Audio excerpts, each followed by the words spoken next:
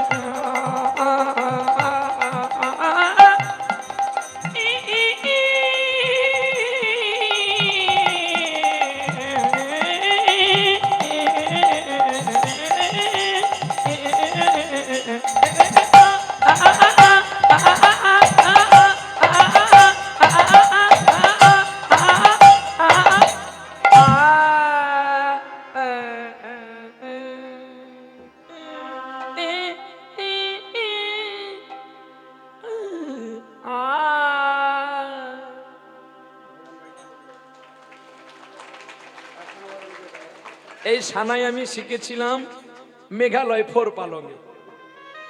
ওস্তাদ বিসমিল্লাহ খান সাহেবজির ছাত্র আলাউদ্দিন বাবুর কাছে। এই সানাইটা শিখতে আমার 6 মাস লেগেছিল।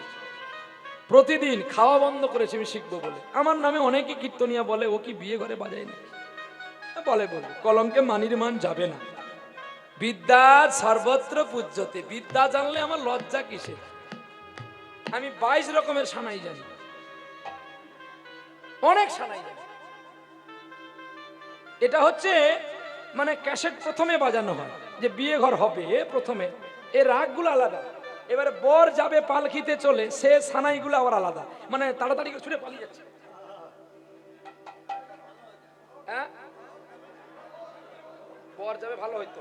ওটা তো বর যখন পালকি থেকে নামবে, বর নামার আর সানাই আলাদা, বর পালকিতে যাবে আলাদা, শাশুড়ি মা মিষ্টি খাওয়াবে আলাদা, আর বিয়ে যখন ঘুরবে 7 পাকে আলাদা।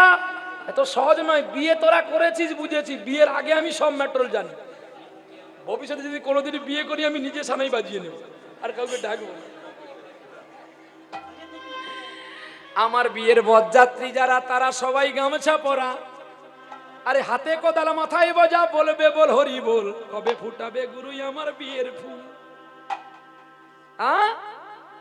আমার বিয়ের বরযাত্রী যারা হবে তারা সব গামছা পরা থাকবে, আর হাতে কোদাল থাকবে, মাথায় বোঝা থাকবে, শুধু একটাই বল হবে, বলো হরি বল। কবে ফুটাবে গুরু আমার বিয়ের ফুল। বিয়ের ভাবনা ভেবে গেবে সবে পাকা শুরু হয়েছে মাথার চুল। কবে ফুটাবে গুরু আমার বিয়ের ফুল। আবার এ বিয়ে না সে বিয়ে, মরণ বিয়ের কথা বলছি। নিতাই গৌর হরি বল। চলো